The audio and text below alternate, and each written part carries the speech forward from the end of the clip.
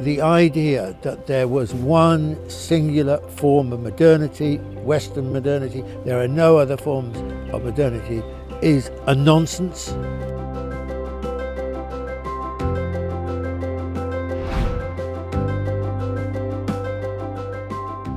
So what is meant by Chinese modernization to your understanding? Modernization is the term that is used for the economic transformation of countries from essentially a rural existence to an industrial and post-industrial existence.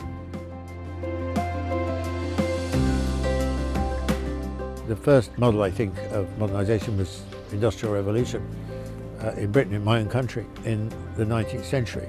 And then it spread across Europe, United States, Australia, New Zealand, Canada, and they all industrialised during the period of the 19th century. By the First World War, you had a range of countries, all Western with one exception, which were industrialising, relatively speaking. The one exception was Japan. So basically not much had changed after the Second World War.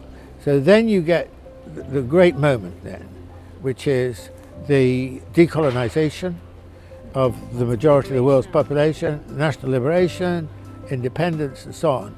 And then how do you move on? How do you start industrialising extremely poor countries? Over time they found a way to do it.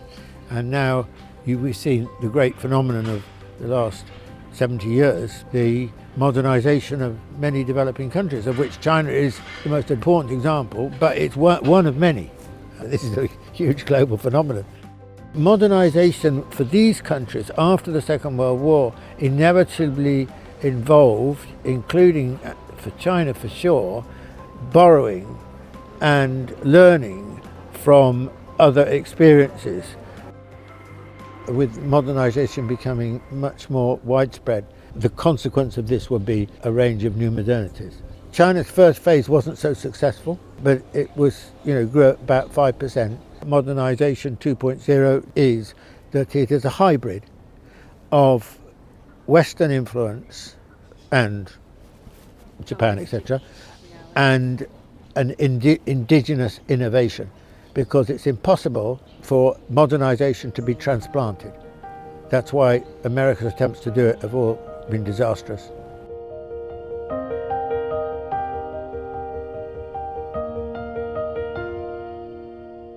Now, Modernisation 3.0, this is me giving you categorising it for the purpose of talking to you, China's in a different position. China now has arrived at more or less the technological levels of the West. So China's now in a position to create its own modernisation, think afresh, anew about what sort of modernisation would it be appropriate for China, and it will obviously be imitated by other parts of the world in the process. So Modernisation 3.0 now has probably a much larger Chinese content.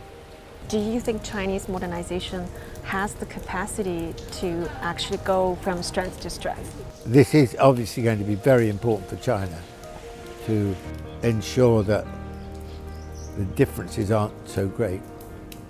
But I think China is a country that would have the historical and intellectual potential to sort that out. The idea that there was one singular form of modernity, Western modernity, there are no other forms of modernity, is a nonsense. And in fact, there will be many, many different modernities, because modernity is a product of history and culture, not just narrow economics and technology. Some countries, like China, is the most developed form of notion of civilization because it's built on a civilization.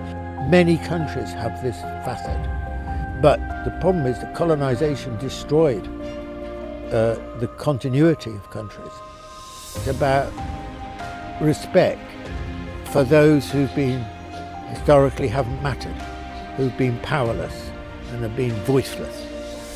And China's giving this possibility for these to become the new subjects of a different and global society. Are you suggesting that China is taking the lead in this process, Yeah, in definitely. this new trend? Yeah. China's a very gifted leader, I think, in this context, definitely.